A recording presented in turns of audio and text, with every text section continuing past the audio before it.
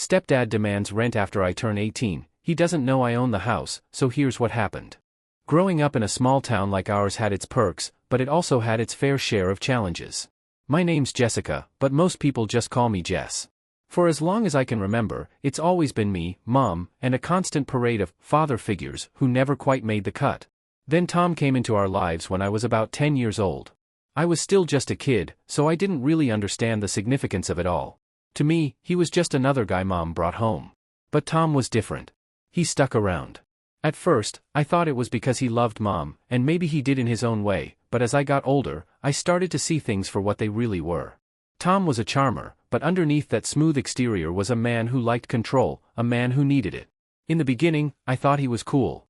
He'd take me and Mom out for ice cream, to the park, or even the movies on weekends. For a kid who never really had a stable father figure, it felt good. I remember the first time he taught me how to throw a baseball. We were in the backyard, and he showed me how to grip the ball just right. Like this, Jess, he said, you've got to hold it tight but not too tight. You want it to feel natural. I was so proud when I finally got it. For a moment, I thought this could be it, Tom could be the dad I never had. But as I grew up, things started to change. Tom began to assert himself in ways that made me uncomfortable. He wasn't abusive, not physically at least, but he was controlling. He'd get annoyed if I stayed out too late with friends, or if I didn't tell him where I was going.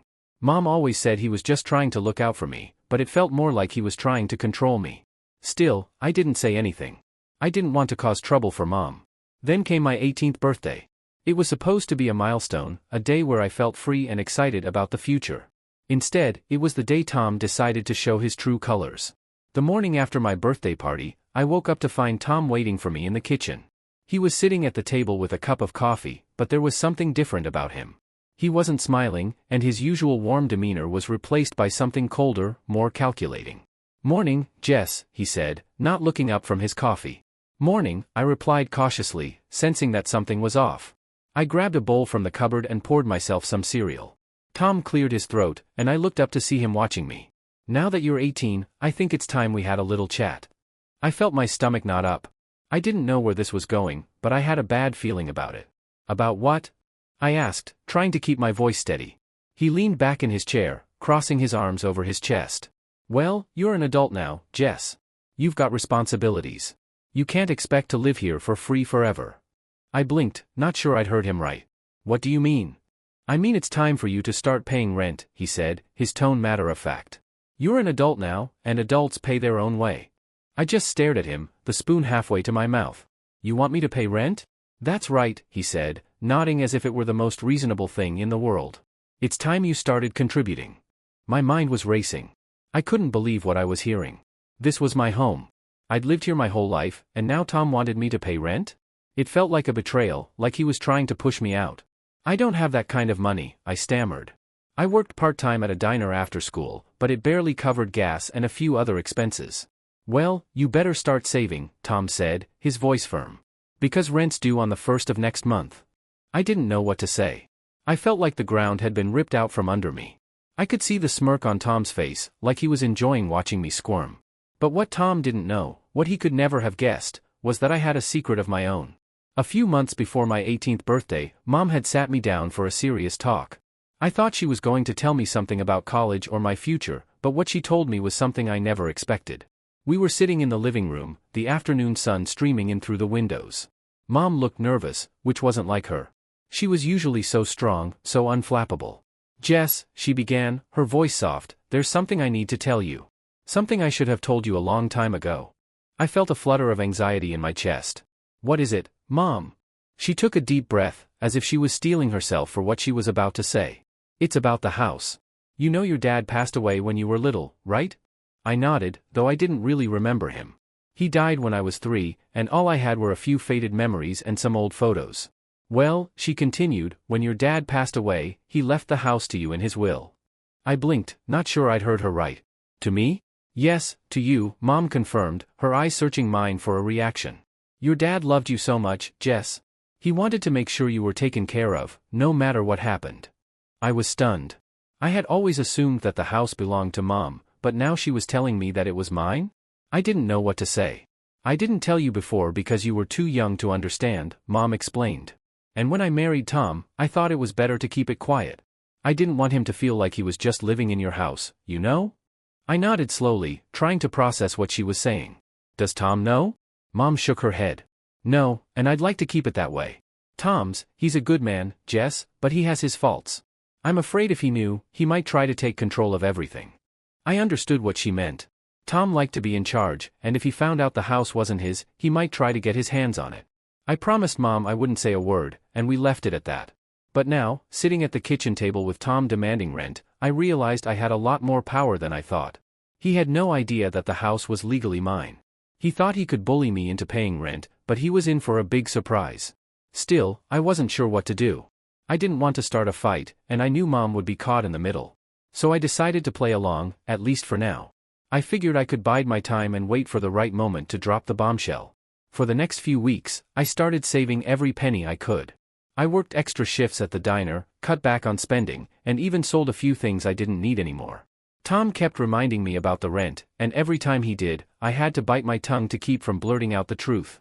It was hard, though. Every time I saw that smug look on his face, it made my blood boil. He thought he had me backed into a corner, but little did he know that I was just waiting for the perfect moment to turn the tables. Meanwhile, things at home were tense. Mom seemed to be on edge all the time, and I knew it was because of Tom. He was becoming more demanding, more controlling, and it was wearing on both of us. I tried to keep my head down, but it was getting harder and harder to pretend like everything was okay. One evening, after a long shift at the diner, I came home to find Tom waiting for me again. This time, he wasn't alone. Mom was there too, sitting at the kitchen table with a worried look on her face. Jess, we need to talk, Tom said, his tone serious. I sighed, already knowing where this was going. What is it now? Tom crossed his arms and leaned against the counter, looking down at me like he was about to give a lecture. It's about the rent. I rolled my eyes, feeling my patience wearing thin. What about it? You've been living here rent-free for too long, Tom said, his voice rising. You're an adult now, and it's time you started contributing. Your mom and I can't keep supporting you forever. I glanced at Mom, hoping she would say something to defend me, but she just looked down at her hands, avoiding my gaze. I could see the guilt in her eyes, and it made my heart ache. She was torn between her loyalty to Tom and her love for me, and I hated that she was caught in the middle of this mess. Tom, I've been saving up, I said, trying to keep my voice calm. But you know I don't make much at the diner. I'm doing the best I can. That's not good enough, Tom snapped. We have bills to pay, and it's time you started pulling your weight around here. I clenched my fists under the table, feeling the anger rise inside me. I was so close to telling him the truth, but I knew it wasn't the right moment. Not yet. I'll have the rent for you next month, I lied, hoping to buy myself some more time. You'd better, Tom warned, his eyes narrowing. Because if you don't, you're out of here. I swallowed hard, trying to keep my composure. I understand. Tom stared at me for a moment longer, as if trying to gauge whether I was serious or not. Then he finally nodded and turned to leave the room. Good. Make sure you're on time with it. As soon as he was gone, I let out a breath I didn't realize I'd been holding. I looked over at Mom, who was still sitting at the table, her shoulders slumped in defeat. Mom, are you okay? I asked softly. She looked up at me, her eyes filled with tears. I'm sorry, Jess, she whispered. I should have told you the truth sooner.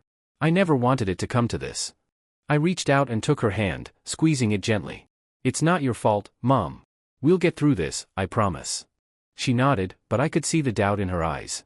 She was afraid of what Tom might do if he found out the truth, and honestly, so was I. But I knew I couldn't keep the secret forever. The time was coming when I would have to stand up to Tom and claim what was rightfully mine. Over the next few weeks, things got even more tense. Tom kept pushing, kept demanding, and I could see the strain it was putting on Mom. I hated seeing her so stressed out, and it made me more determined than ever to end this once and for all. Then, one night, everything came to a head. It was late, and I had just come home from another long shift at the diner. I was exhausted, but as soon as I walked through the door, I knew something was wrong. The house was too quiet, and the lights were dimmed. I found Mom sitting on the couch, her face pale and her hands trembling. Jess, we need to talk, she said, her voice barely above a whisper. My heart sank. What is it, Mom? It's Tom, she said, her voice breaking. He's been looking into your dad's will. He found out about the house. I felt a cold chill run down my spine. What do you mean? He found the papers, she explained, tears streaming down her face. He knows the house belongs to you, Jess. He knows everything. For a moment, I couldn't breathe. I had been so careful, so sure that I could keep the secret until I was ready to reveal it. But now Tom knew, and I had no idea what he would do. What did he say? I asked, my voice trembling. He's furious, Mom said, her voice shaking. He's been yelling and threatening to take us to court. He says he deserves a share of the house because he's been supporting us all these years. I couldn't believe what I was hearing. Tom thought he had a claim to the house? The house that my dad had left to me?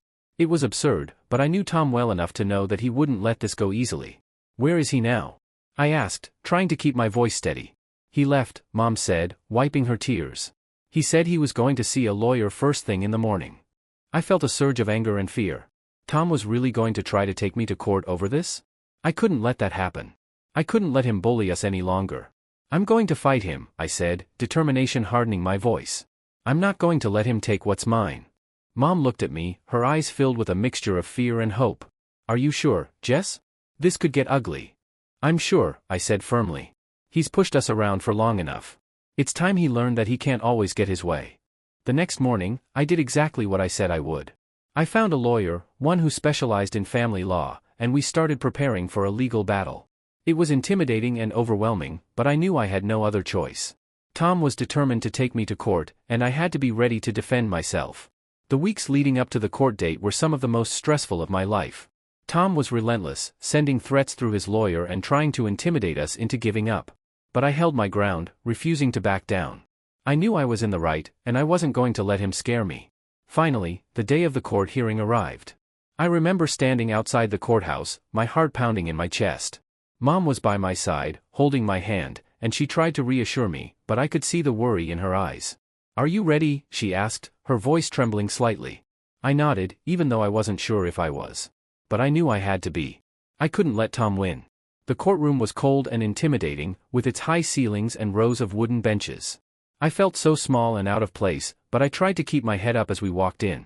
Tom was already there, sitting with his lawyer, and he gave me a smug look as I took my seat. The hearing lasted all day.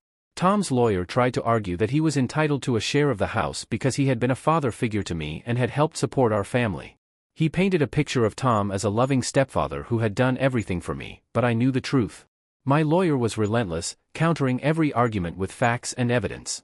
He pointed out that the house had been left to me by my father and that Tom had no legal claim to it. I had never seen my lawyer so determined, and it gave me a glimmer of hope. I testified in court, explaining how my dad had left the house to me and how Mom had kept it a secret to protect us. It was nerve-wracking, but I knew I had to stay strong. This was my chance to stand up for myself and for what was right. Tom testified too, but his demeanor was different. He was no longer the confident, controlling man I had grown up with. Instead, he seemed desperate, grasping at straws as he tried to convince the judge that he deserved a share of the house. It was clear that his arguments were weak, and I could see the frustration in his eyes. Finally, after what felt like an eternity, the judge delivered his verdict. The courtroom fell silent as he spoke, his voice calm and authoritative. After reviewing all the evidence and testimony presented, it is clear that the house was legally left to Jessica by her late father. There is no legal basis for Mr. Tom's claim to the property. The house belongs to Jessica, and she has full rights to it. I felt a wave of relief wash over me. I had won. The house was mine, and Tom had no claim to it. I glanced over at him, and I could see the defeat written all over his face. He had lost, and there was nothing he could do about it. As we left the courtroom, I felt a sense of triumph and liberation. I had stood up to Tom and won. I had protected what was rightfully mine, and I knew that I would never let anyone take advantage of me again. Mom and I walked out of the courthouse together, and for the first time in a long time, I felt like we were free.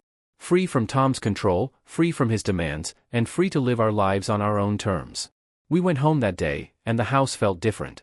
It felt like it truly belonged to us now, like a weight had been lifted from our shoulders. We celebrated with a quiet dinner, just the two of us, and I could see the relief in Mom's eyes. "Jess, I'm so proud of you," she said, her voice filled with emotion. "You stood up for yourself, and you didn't let him win."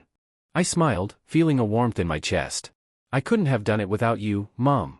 You've always been there for me, and I'm so grateful." We hugged, and for the first time in a long time, I felt like everything was going to be okay. We had been through so much, but we had come out stronger on the other side. In the weeks that followed, things slowly returned to normal. Tom tried to reach out a few times, but I didn't respond. I had nothing left to say to him. He had shown his true colors, and I didn't want him in our lives anymore. Mom and I focused on moving forward, on building a life for ourselves without Tom's influence hanging over us. It wasn't easy, but it was worth it. We finally had the freedom to live the way we wanted, without fear of being controlled or manipulated. I continued working at the diner, but I also started looking into college programs. With the house secured, I felt like I could finally start planning for my future. I wanted to study something that would allow me to help others, maybe social work or psychology. I knew what it was like to feel trapped, and I wanted to be there for people who were going through similar struggles. As for Tom, I heard through the grapevine that he moved away not long after the court case. Some people said he couldn't stand the embarrassment of losing, while others said he was just looking for a fresh start. I didn't really care either way. As far as I was concerned, he was out of our lives for good. Looking back on everything that happened, I realized that I had learned some valuable lessons. I learned that sometimes you have to stand up for yourself, even when it's hard. I learned that the truth will always come out, no matter how much someone tries to hide it. And I learned that family isn't just about blood, it's about the people who love and support you, no matter what. I'm grateful to my dad for leaving me the house. It gave me a sense of security and independence that I never would have had otherwise. And I'm grateful to Mom for always being there for me, even when things were tough. We've been through a lot, but we've come out stronger on the other side. Now, as I sit in the house that my dad left me, I feel a sense of peace. This is my home, and no one can take that away from me. I know that there will be challenges ahead, but I also know that I'm strong enough to face them. Because I'm Jessica, and I don't back down. Not anymore. And that's how my life changed after turning 18. It was a roller coaster of emotions, filled with unexpected twists and turns, but in the end, I emerged stronger and more determined than ever. The house isn't just a building, it's a symbol of my resilience, my courage, and the love that my father had for me. And now, it stands as a testament to the fact that I am in control of my own destiny.